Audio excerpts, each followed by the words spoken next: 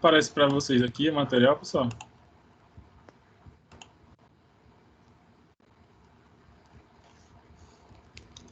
Sim ou não? Aparecendo o slide para vocês.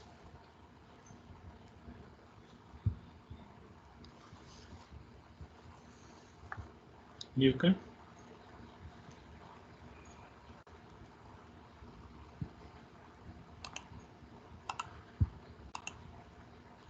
Ah, beleza, está aparecendo,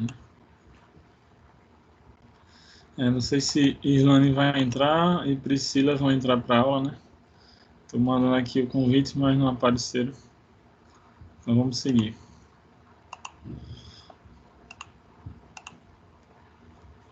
Certo, tá sem áudio, beleza. Então vamos lá. Hoje a gente vai falar um pouquinho de um pós-operatório, né? Fraturas, fisioterapia nas fraturas de membros inferiores. É que a gente pode fazer. Qualquer dúvida tu escreve aí, certo? A gente vai conversando. Então, é algo que pode ser comum na nossa prática de traumato, aparecer algum paciente com queixa, né, ou chegar, né, pós-fratura de fêmur, pós-fratura de tíbia, tornozelo, pé, alguma coisa dessa. E aí a fisioterapia entra como aliada aí no pós-operatório, né, no tratamento. E aí o objetivo da reabilitação, ele visa recuperar uma movimentação funcional normal, a mobilidade articular, a força, para assim proporcionar apoio estável durante suas atividades diárias, recreacionais ou de esportes, né? Esse é o objetivo, restaurar tudo, né? No melhor possível, restaurar força, restaurar função, mobilidade, tá? E aí esse indivíduo, o paciente, né, que sofre a fratura, ele vai passar por algumas fases em que a fisioterapia vai entrar aí.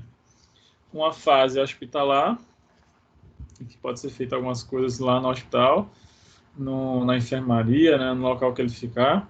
Na fase pós-alta, que ele vai fazer, e se ele for fazer alguma atividade física ou não, a fase de retorno às atividades. Aqui está como retorno ao esporte, mas seria retorno à atividade dele. E aí eu vou ter, por exemplo, a fratura de fêmur, fratura de diáfise, vai vir uma foto daqui a pouco mostrando. É uma fratura que tem uma prevalência em torno de 3 a cada 10 mil habitantes, uma patologia que aparece nesse sentido, e encontra-se em crescimento contínuo. É um problema de saúde pública, porque dependendo dessa fratura, tem alguns pacientes que ficam com dificuldades se não faz uma boa reabilitação, uma boa fisioterapia, e alguns, se pegar alguma questão vascular-nervosa, pode até chegar à mortalidade. E gera altos gastos, porque tem o processo cirúrgico, tem as fisioterapias que a pessoa precisa fazer, tudo mais. Possui característica bimodal, então é acometida mais em jovens e adultos entre 15 a 40 anos e também idosos acima de 60. Os adultos, né, jovens de 15 a 40 anos, muitas vezes por trauma, né? Acidente automobilístico, choques e coisas do tipo, né? Pancada com alguma coisa, bateu numa parede ou se chocou com alguém numa atividade esportiva. E o idoso por uma questão de fragilidade óssea, né? Com o passar do tempo ele vai tendo as questões de osteoporose, osteopenia, vai ficando com o osso mais desgastado e aí acaba tendo a fratura em algum movimento que ele vai executar. Geralmente acomete mais homens, na sua maioria, 55%. E aí eu tenho traumas de alta energia, como acidente automobilístico sendo causado, né, fatores causados para os adultos jovens. E idosos, geralmente, associado a quadro de osteoporose, enfraquecimento ósseo, aí vem uma queda, por exemplo, e aí combina com isso.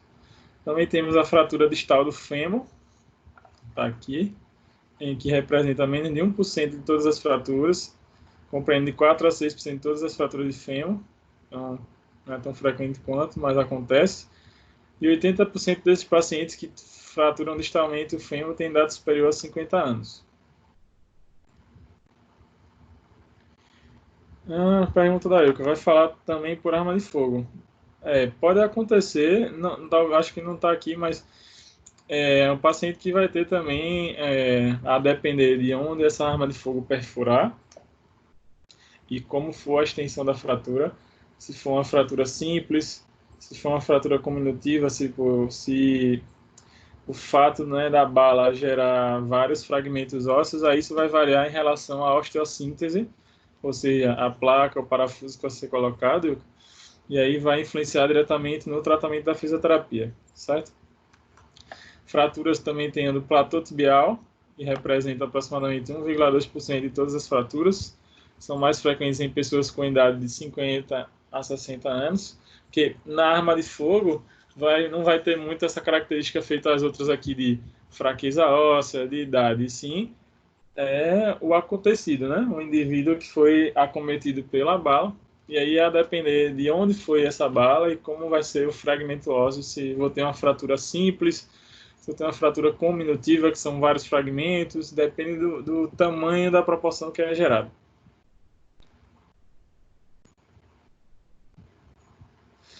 Certo, pergunta da Diego. Tu conheces alguém assim? Que a bala não pegou nenhuma estrutura, ficou no meio da tíbia e fíbula. É algum conhecido teu isso? Entendi. Ele chegou a fazer cirurgia, porque assim, a depender, a medicina provavelmente vai tentar talvez retirar a bala. Chegou a fazer cirurgia essa tua sobrinha? Não, né? Depende muito de como a medicina vê isso. Eles estudem, porque assim, se a bala estiver num local que não precise retirar ou não tenha rejeição nenhuma dos tecidos e fique lá numa boa, acho que vão encaminhar ela para fisioterapia e ela vai seguir vida normal. Mas vamos supor que essa bala tivesse perfurado alguma coisa, fraturado o osso dela ou algo do tipo, aí seria feita uma cirurgia, provavelmente, para retirada desse projétil. E aí, a depender de como for a fratura, aí vai ter os tipos ou cirurgia, por exemplo, para colocar alguma osteossíntese, placa, parafuso, ou simplesmente ia botar gesso, alguma coisa e esperar consolidar, se fosse uma fratura simples, né? Se não tivesse deslocamento ósseo. Certo? Deu para responder, cara? Normalmente, causadas por traumas, essa do frator tibial, de baixa energia, podem ser ocasionadas por traumatismos mínimos, devido à presença de osteoporose. Nos jovens, já é geralmente por alta energia, então e é acompanhado de lesões ligamentares. Então, no jovem pode estar muito relacionado a alguma movimentação esportiva, né? Fez algum gesto, gerou um estresse, e aí eu vou ter uma avulsão do tendão juntamente com essa fratura do platô tibial. Aqui é a imagem, né, de uma fratura distal, né, intercondilar do fêmur e platô tibial, que eu tenho, ó, alguns fragmentos aqui, ó, espalhados. Consegue visualizar a imagem? Vocês que estão aí conseguem visualizar a imagem?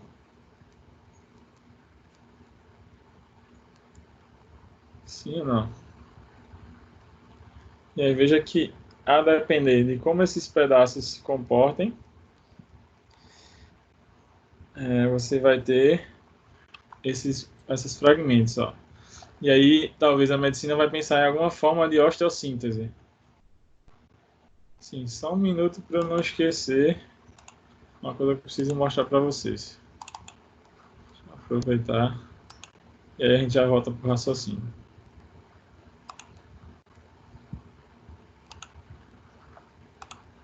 Ilka, me diga uma coisa. Você consegue ver aqui essa foto,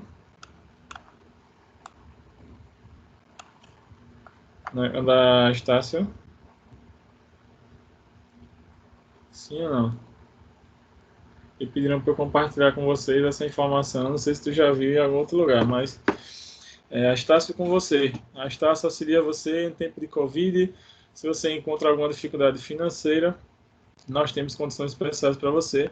Acesse o link e entre em contato no telefone. Tá? Aí tem os contatos. Se tu já tinha visto, aí eu posso passar para vocês essa foto aí. Certo? Aí deixa eu agora compartilhar novamente. A Irlane conseguiu entrar. Boa, tá, boa. Bom dia, Irlane. Se ela Bom também dia, está. professor. Ah, tu tá com o microfone, né? E o que tá sem microfone. Veja se para você aparece também o slide, Irlanda. Tá, sim. Ah, beleza. Porque tu ficou caladinho aí, qualquer coisa tu pergunta também. E aí, voltando para cá. Ao depender de como é a fratura, se está muito espalhado esse osso, vê que assim, teve vários fragmentos, mas não está tão afastado assim. Mesmo assim, provavelmente aqui vai ter colocado algum tipo de osteossíntese, não vai ser só um gesso, né? Só botar gesso e pronto. E aí, ó, por exemplo, aqui, ó, as fraturas do fêmur que a gente citou, né? Fratura de diáfise, fratura mais do platô tibial, tudo aí eu vou ter, ó, alguns fragmentos, por exemplo, fratura com desvio. E aí, a depender de como seja a fratura, eu vou ter o tipo de osteossíntese específico. Veja que aqui já é uma fratura mais proximal do fêmur, ó, né? Ó, mas veja que não foi tão afastado assim aqui ó, a imagem. Mas mesmo assim, ó, colocou-se na osteossíntese, placa e parafuso.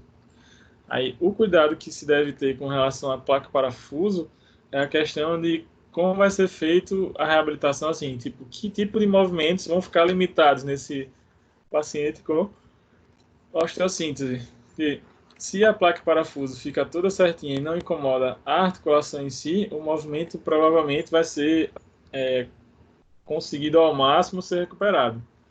Mas algumas vezes acabam acontecendo cirurgias que limitam ou que interferem na articulação. Meio que um erro médico, vamos dizer assim, mas que a medicina joga para a fisioterapia e que se não for investigado e se avaliado, esse paciente não evolui. Não por culpa da fisioterapia em si, às vezes sim, por uma falha cirúrgica. Vou dar um exemplo, a gente está falando de fêmur aqui, né, mas vou dar um exemplo de patela. Deixa eu aparecer para vocês me verem. Vocês estão me vendo de novo?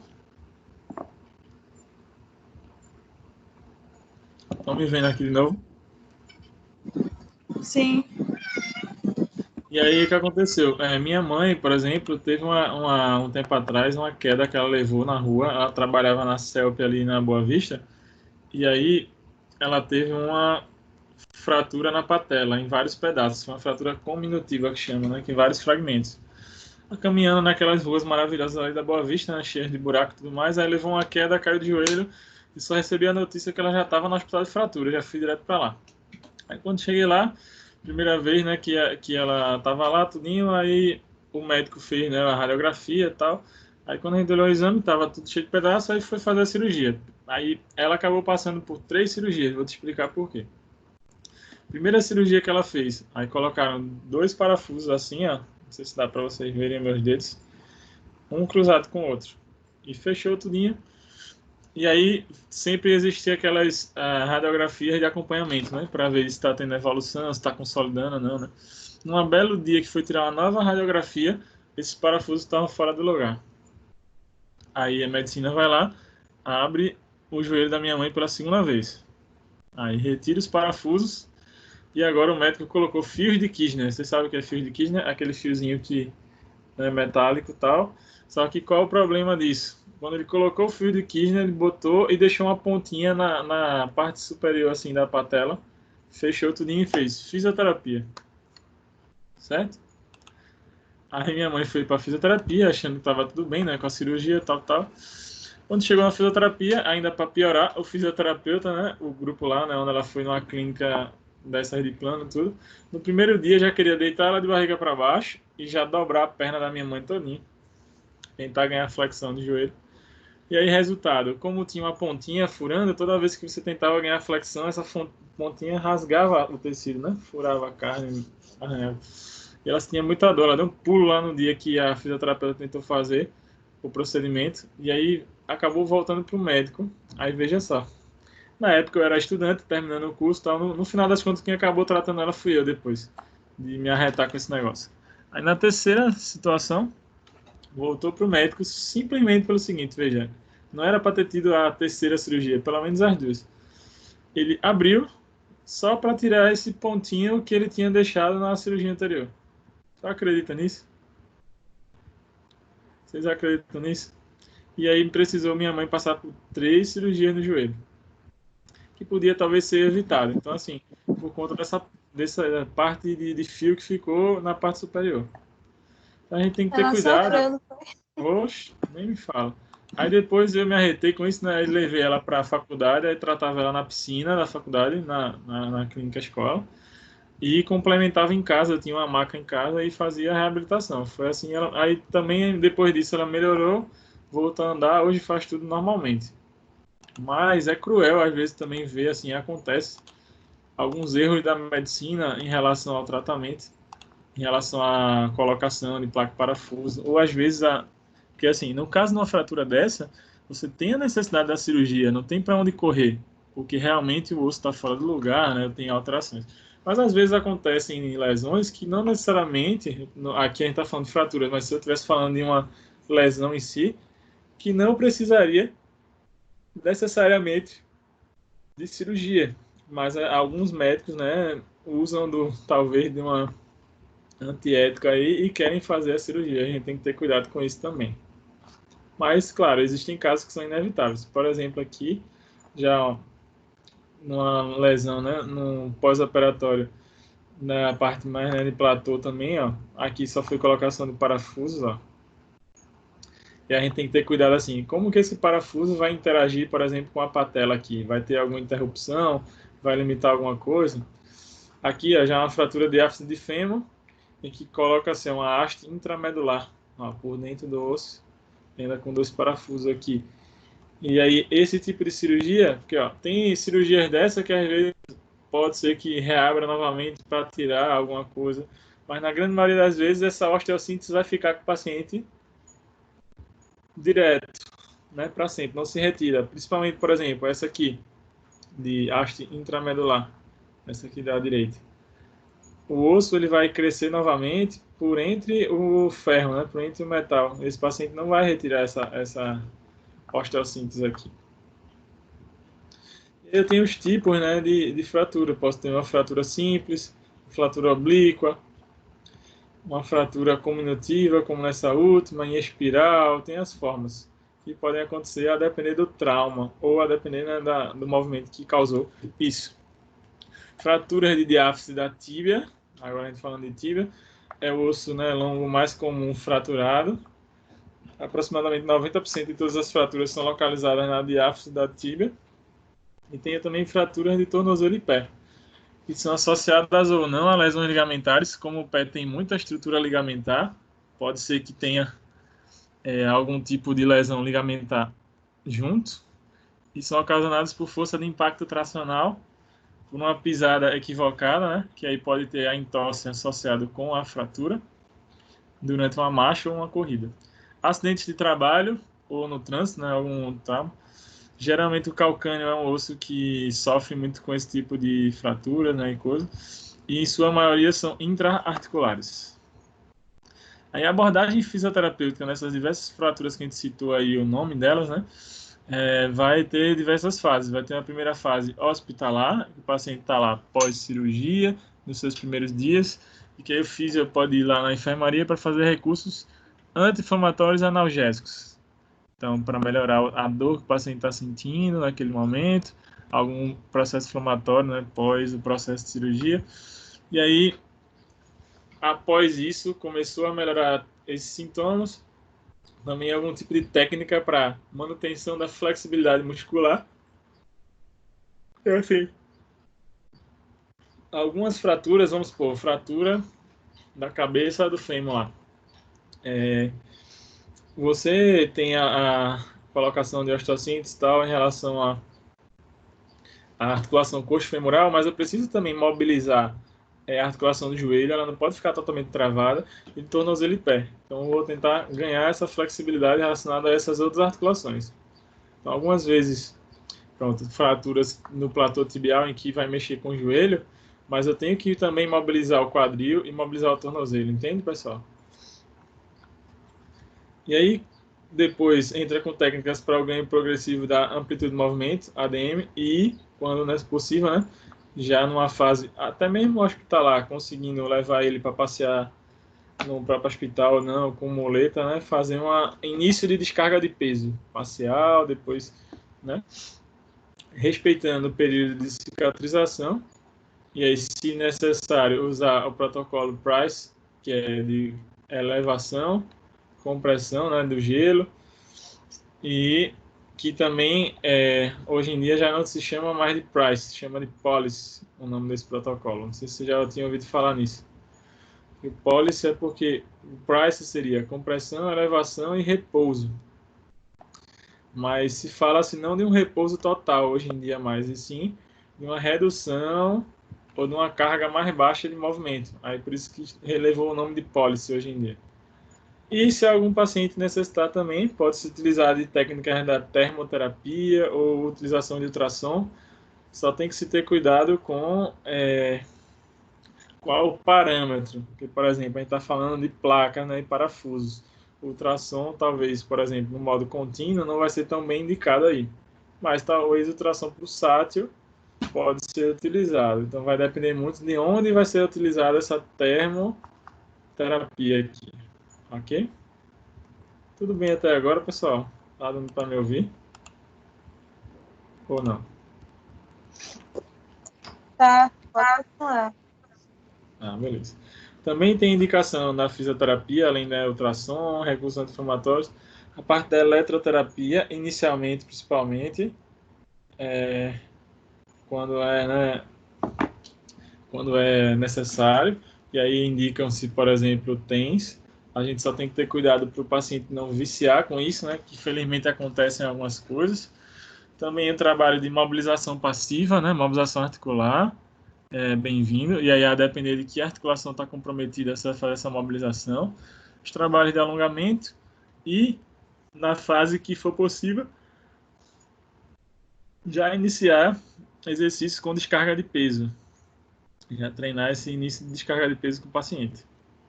Passou da fase pós-hospitalar, o paciente já está com uma boa descarga de peso, já está com uma boa amplitude articular, né? Mobilização articular já está livre.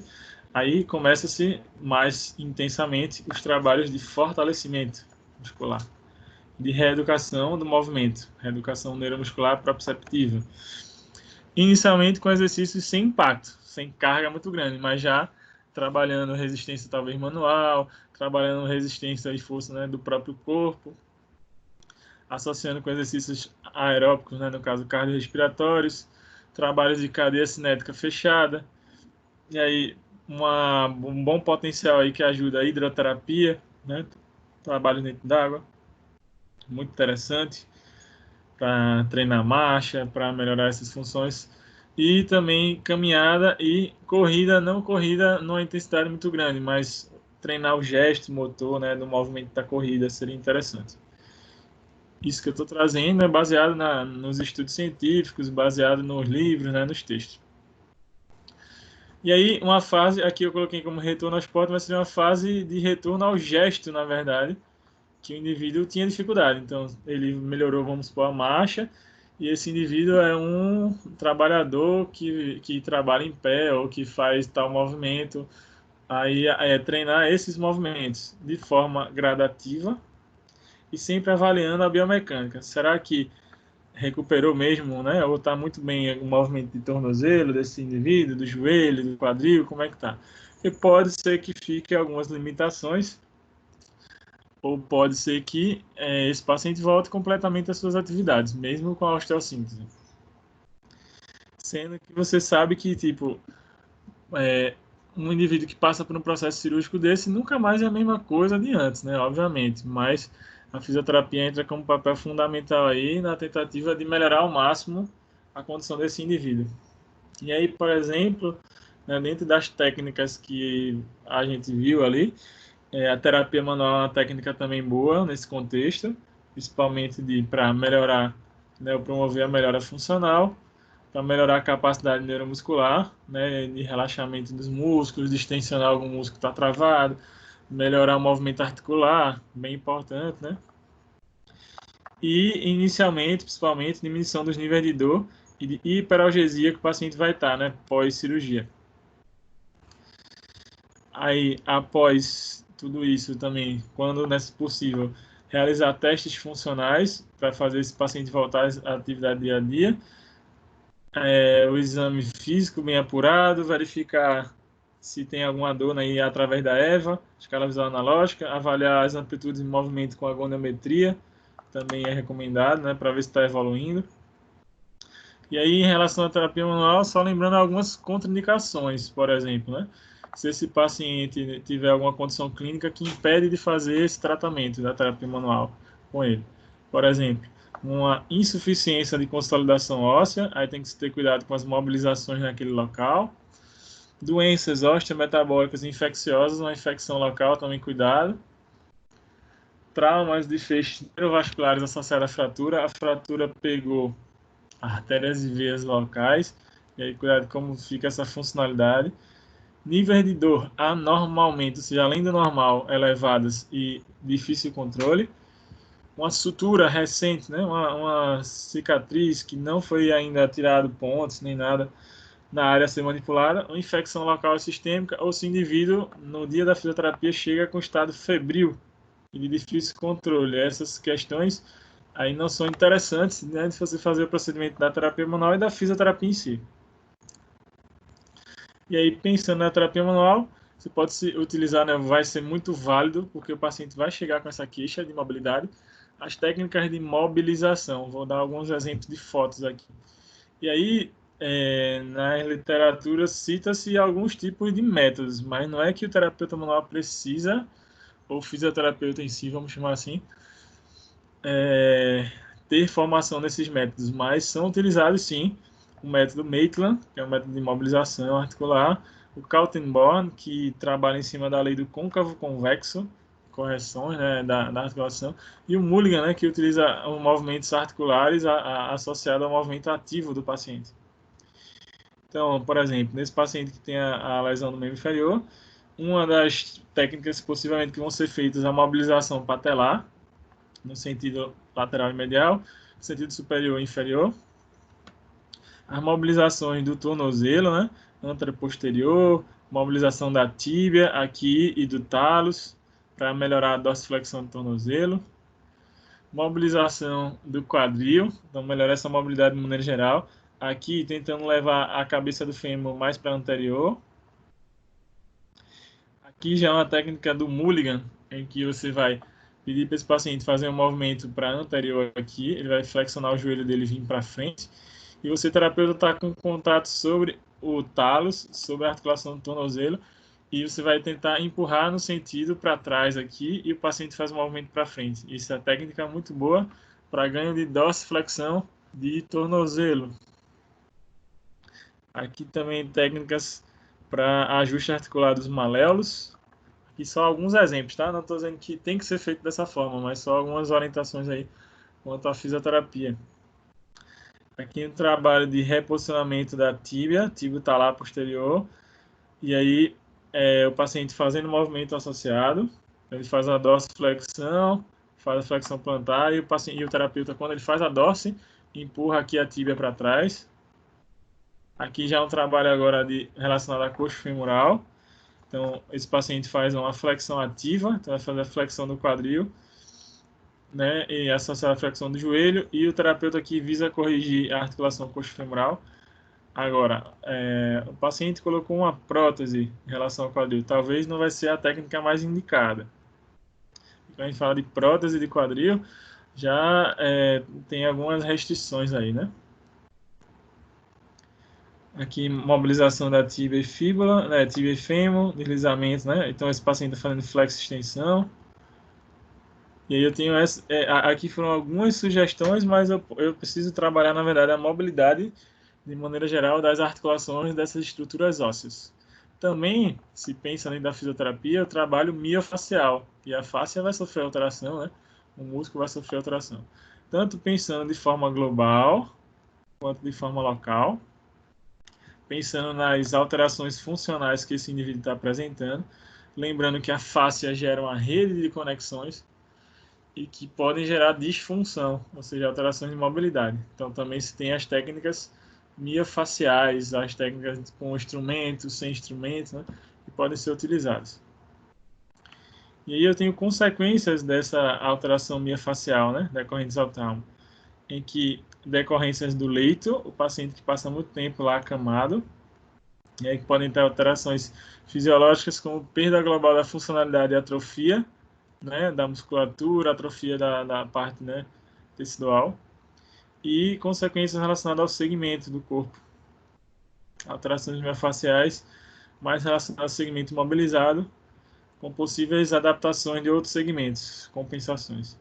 E eu tenho diversas técnicas também utilizadas miofasciais, como, por exemplo, técnicas de fricção, fricção transversa, fricção mais vigorosa, pompagem, pode ser utilizado, deslizamento superficial e profundo, que visam, por exemplo, na fricção vigorosa, diminuir a tensão muscular, realizar a liberação miofascial, obter relaxamento local global, na transversa induzir a síntese de colágeno ligamentar, realinhar as fibras, utilizar na fase avançada de tratamento, as pompagens, atuar na retração miofascial, usar na fase inflamatória, deslizamento, atuar na mobilidade facial superficial, o deslizamento superficial, e deslizamento profundo, atuar sobre tecidos mais profundos. E aí aqui depois eu mostro para vocês exemplo dessas técnicas, né, de fricção, de pompagem. Aqui exemplo de fricção, em que os dedos vão estar entrelaçados, né, cruzados um sobre o outro, primeiro e o segundo dedo, e vão ser feitos movimentos no sentido transverso, né, transversal, nesse sentido aqui, ó. Não sei se você acompanha meu mouse. Aí tem os deslizamentos que podem ser feitos com mão, com cotovelo, deslizamentos, as técnicas de fricção, deslizamento superficial e profundo, e a técnica de pompagem. Pompagem pode ser feita na cervical, que vai ser feito um tracionamento aqui da cervical no sentido superior. A pompagem. É muito legal também a pompagem, porque você não só relaxa a musculatura em si, mas por conta do posicionamento tanto na cervical quanto na lombar, você consegue, por conta do local, ter uma conexão direta também com o sistema nervoso autônomo e trabalhar as questões autonômicas. Então, o paciente pode ter nas pompagens as liberações que a gente chama somato-emocionais. Vou começar a ter tremor nos olhos, tremor na boca, a respiração ficar mais ofegante, deglutir muito, sentir esfriar alguma região ou esquentar alguma região, contar algo do passado para você e coisas desse tipo. Chorar ou rir na terapia também acontece muito. Aqui é a pompagem lombar, certo? Claro, aqui no material, né, foquei mais na terapia manual, mas a gente tem que pensar também no seguinte sentido. Né? Me vem aqui, consegue me ver? Que pós essa fase de terapia manual, você vai entrar bastante com a cinesioterapia para recuperação do movimento articular, né? Como a gente já conversou. Ok? Alguma pergunta em relação a isso? Tudo bem? Pessoal?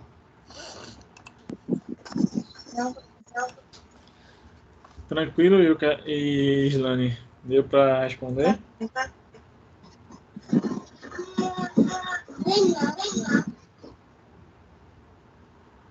Certo, então acho que foi isso aí. Não sei se vocês têm aula agora depois, mas acho que esse foi um resumo aí que eu quis fazer sobre o pós-cirúrgico voltado para membro inferior. Aí, obviamente, vai depender de qual fratura que aconteceu, se foi na parte distal, proximal, diáfise. Além disso, como foi feito a reabilitação? Foi uma fratura simples, só colocou gesso? Foi uma fratura que colocou osteossíntese? Qual foi o tipo de osteossíntese? Tem placa, tem parafuso? Aí, a partir disso, quais são, em termos de intervenção, o que é contraindicado fazer? Por exemplo, calor profundo no local, coisa desse tipo, ou cuidado com o tipo de descarga de peso, mobilização. Então, aí o fisioterapeuta precisa pensar em relação a isso, como utilizar esse trabalho. Mas, viu, aqui a terapia manual é indicado, parte de cinesioterapia, eletro, a depender, né, do momento, a termo, e é só preciso organizar isso na cabeça em termos de sequência do tratamento. Certo? Certo. Tudo bem? Alguma pergunta?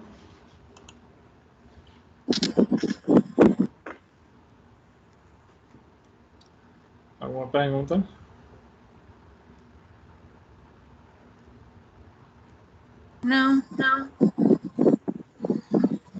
Então, beleza.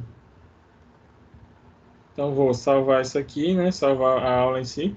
Mas se você for assistir novamente, disponibilizar para vocês e mandar esse slide também de fraturas membros superiores. Lembrando que essa nossa disciplina, como iniciou depois, e ela é uma disciplina que vai ter uma nota final, na verdade, aí a gente mais para frente vai fazer uma atividade, nada muito complexo, mas que vai ser, né, referente à nota de vocês. Então, hoje, né, a gente não está fazendo prova por esse motivo. Certo? Aí eu vou combinar com vocês mais para frente essa atividade. Certo. Tá ok? É um bebezinho aí. Alguém falou agora a voz de criança. Acho que é sua filha, Hernani. É filho. Fica aqui Filho ou querendo filha? falar Menino, né? direto. Menino? É, menino. Ah, menino. Que legal. Quantos anos? 2 anos. 2 anos. Eu tô com aqui de um e um pouquinho também. Sei bem Meu como é, Deus. né? Corre danado, É, não. verdade. Mas Muita energia. nem Agora me nessa fala. menina que não pode sair de casa, né? É, aí que piora, porque tudo que já tem em casa, o Pirra já mexeu, já fez. Nossa Senhora, é uma onda. Acho que a realidade aí deve estar sendo igual. É, deixa a casa de cabeça para baixo. Nem me fala. Não sei o que é uma casa arrumada 100%, mas a gente arruma de um dia para o outro já está desarrumada já. Verdade. Mas faz parte. Então é isso, pessoal. Tenham um ótimo final de semana, então, um ótimo resto de sexta-feira aí. Fiquem na paz. Aí eu vou estar mandando para vocês o material agora, né, da aula. E aí vocês vão estudando, lembrando que mais para frente é que a gente vai fazer uma atividade. Eu vou combinar com vocês. Tá bom? Certo? Beleza aí, Tá bom. para vocês também aí. Fiquem na paz, cuida